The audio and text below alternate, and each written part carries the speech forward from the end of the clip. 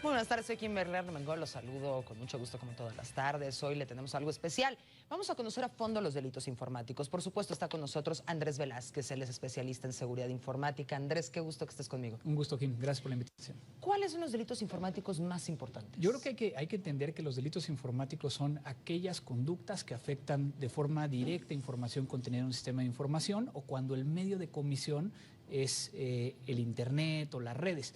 El gran tema es, hay todo un debate de que si existen los delitos informáticos o si simplemente existen los delitos tradicionales que se cometen ayudados de la tecnología o donde el fin es la tecnología, ¿no?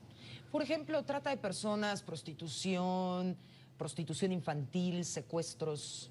Todo eso a final de cuentas lo tenemos tipificado, ¿no?, dentro de nuestros códigos penales, y el hecho es cómo se ayuda con la tecnología. Entonces, en este caso, por ejemplo, un caso de pornografía infantil se puede llegar a perseguir utilizando los elementos tecnológicos, ya sea la computadora o el elemento que se encuentra directamente vinculado al dispositivo que se está siendo utilizado por parte del pedófilo, pero también se puede llegar a realizar una investigación en las redes. ¿Cuál es el problema? Que muchas veces en países como el nuestro no existe las operaciones encubiertas autorizadas para poder llegar a todos los casos, ¿no? Entonces estamos hablando de un tema... ¿A qué te refieres con que no hay operaciones encubiertas para llegar? En cuestión de que hay ciertos casos que se persiguen por oficio, como es el caso de la pornografía infantil, pero que en el momento en que se requiere hacer una operación encubierta, pues tú no puedes incitar a cometer un delito a alguien porque entonces tú te conviertes en la persona en la cual podrías llegar a estar ayudándolo, ¿no? Estos delitos siempre dejan rastro, ciertamente. Es un tema muy interesante que los delitos informáticos se basan en encontrar elementos que se encuentran dentro de tecnología.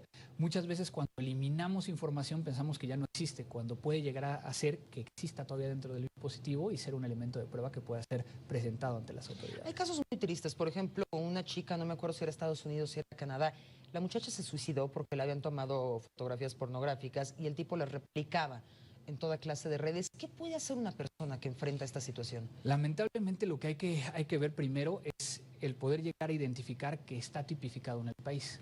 Por ejemplo, temas de obtener estas fotografías y divulgarlas, hay ciertos países que no lo tienen. En el caso de México es muy vago si se puede llegar a perseguir. Por ejemplo, el robo de identidad, el crear un perfil con dichas fotografías, en algunos estados no está tipificado. Nos falta legislación. Nos falta legislación.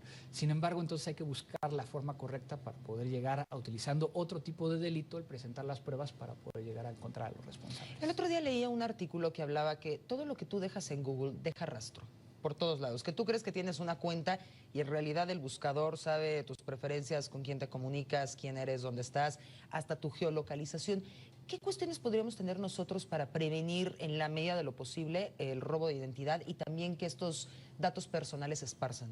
Principalmente yo creo que, uno, antes de subir algo a internet, ya sea redes sociales o compartirlo, incluso postear información en un foro, preguntar si alguien tuviera esta información, ¿qué podrían hacer con ellos? Y entonces decidir qué hacer. Voy a poner un ejemplo muy sencillo y que a lo mejor todos los que nos están viendo pueden llegar a entenderlo.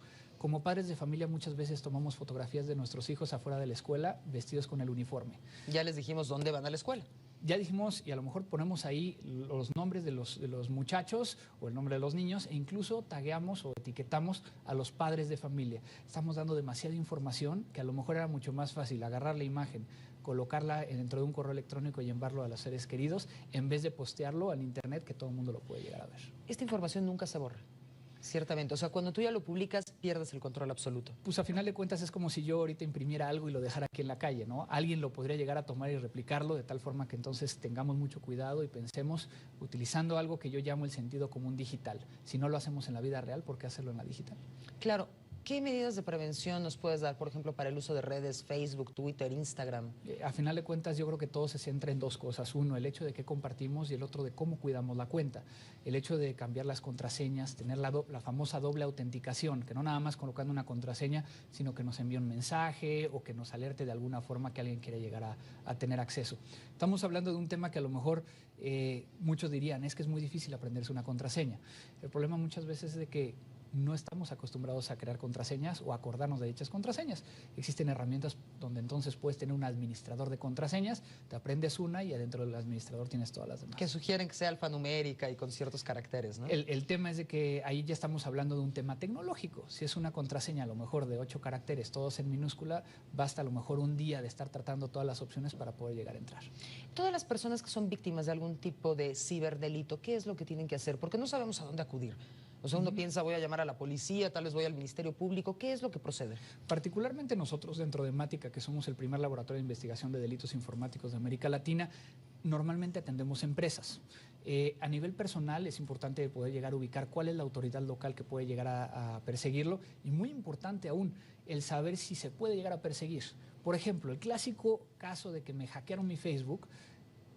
Es irrelevante, en realidad. No es tanto que sea irrelevante, sino que no tenemos una legislación que pueda llegar a protegerlo. ¿Por qué? Porque ni siquiera es cuenta tuya, te la están prestando.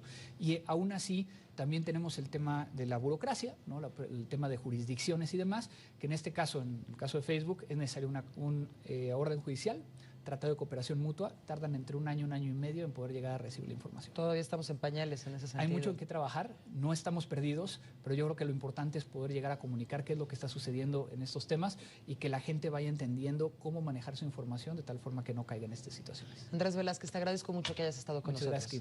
gracias. Gracias. Gracias.